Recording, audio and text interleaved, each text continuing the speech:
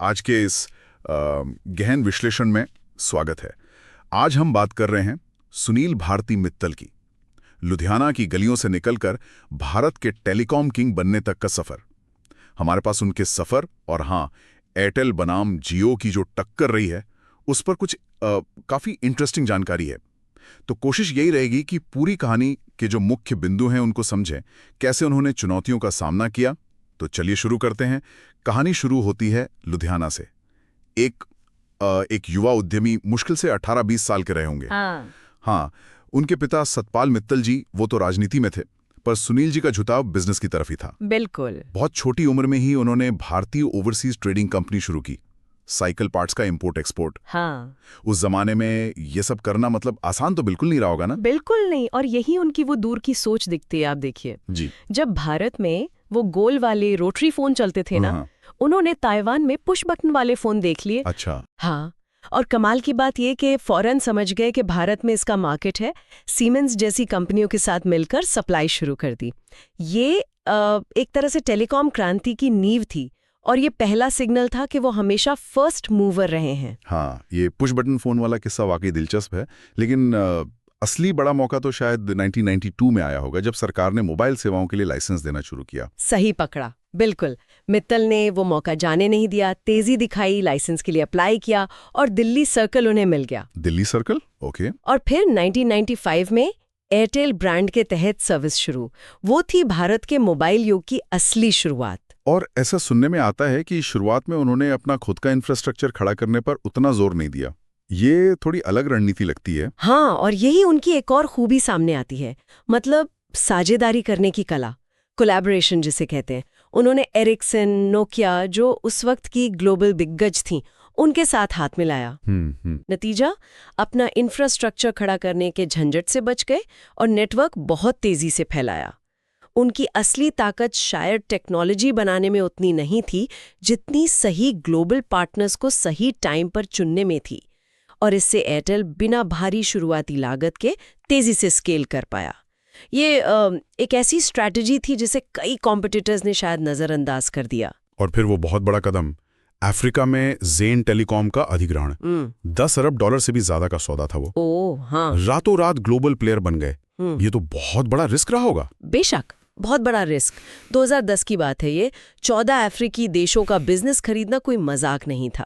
कई लोगों ने सवाल भी उठाए थे उस वक्त, लेकिन इसने एयरटेल को एकदम से वर्ल्ड मैप पर ला दिया। ये दिखाता है कि वो सिर्फ मौके पहचानते नहीं, बल्कि बड़े कैलकुलेटेड रिस्क लेने से भी नहीं डरते। सब सही चल रहा था, एयरटेल मार्केट लीडर था। और फिर कहते हैं ना, कहानी में ट्विस्ट आया 2016 में। मुफ्त कॉल्स, मुफ्त डेटा, उसने तो जैसे पूरे सेक्टर को ही हिला दिया। हिलाया क्या, भूचाल ला दिया था।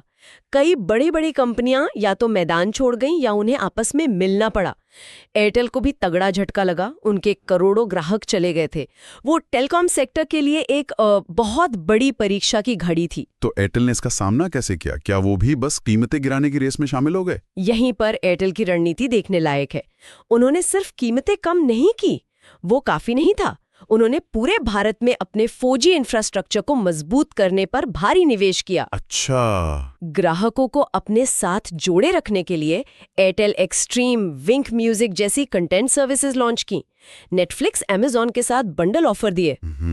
और सबसे जरूरी बात, उन्होंने सस्ते प्लान्स की अंधी दौड़ में शामिल होने के बजाय जो प्रॉफिटेबल और प्रीमियम कस्टमर्स थे उन पर अपना फोकस बनाए रखा।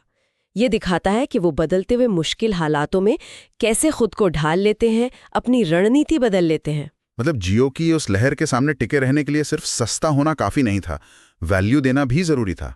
तो अब आगे क्या? 5G तो आ ही चुका है। हाँ, 5G का विस्तार तो जोरों पर है। उनका लक्ष्य 500 से ज्यादा शहरों तक पहुंचने का है। और साथ ही एयरटेल पेमेंट्स बैंक है, फाइबर ब्रॉडबैंड है, एयरटेल एक्सट्रीम फाइबर और IoT यानी इंटरनेट ऑफ थिंग्स, मतलब वो टेक्नोलॉजी जो रोजमर्रा की चीजों को इंटरनेट से जोड़ती है। इन सब नए एरिया में भी वो तेजी से आगे बढ़ रहे हैं। तो अगर इस पूरी कहानी को देखें, मित्तल के नेतृत्व से क्या खास बातें या लर्निंग्स निकल कर आती हैं? देखिए, मेरे हिसाब से 4 बातें बहुत साफ है। पहला, हमेशा पहला कदम उठाने वाले रहे हैं, जिसे फर्स्ट मूवर कहते हैं, चाहे वो पुश बटन फोन हो या प्राइवेट मोबाइल सेवा। दूसरा, साझेदारी के उस्ताद, कोलैबोरेशन मास्टर, एरिक्सन, नोकिया, पे ज़ेन डील्स, ये सब इसके उदाहरण हैं। बिल्कुल। तीसरा, बड़े जोखिम लेने से न डरना, रिस्क टेकर। अफ्रीका वाला सौदा इसका सबसे बड़ा सबूत है। बिल्कुल। और चौथा, और शायद सबसे जरूरी, बदलते वक्त के साथ तेजी से खुद को ढाल लेना, अडेप्ट क्विकली। जियो वाली चुनौती के सामने उन्होंने ये करके दिखाया। वाकई सुनील मित्तल की कहानी यही सिखाती है कि शुरुआत भले ही छोटी हो, सोच हमेशा बड़ी होनी चाहिए। ग्लोबल सोचो पर काम लोकल लेवल पर करो। चुनौतियां आए तो उनसे डरो मत, बल्कि उन्हें बदलने और बेहतर बनने का एक मौका समझो। और लगातार सीखते रहो, बदलते रहो। किसी ने कहा है ना, छोटे सपनों को बड़ा सोच बनाओ, और जब वक्त आए तो दुनिया बदल डालो। बिल्कुल। और ये सब देखकर एक सवाल जरूर मन में आता है कि जैसे जियो ने आकर मार्केट को पूरी तरह बदल दिया, टेलीकॉम सेक्टर में अगला बड़ा डिसरप्शन, अगली बड़ी चुनौती क्या हो सकती है? हो सकता है कोई नई टेक्नोलॉजी हो या कोई बिल्कुल नया बिजनेस मॉडल, और तब एयरटेल जैसी जो स्थापित कंपनियां हैं, उन्हें फिर से कैसे खुद को अडेप्ट करना पड़ेगा। इस पर सोचना काफी दिलचस्प रहेगा।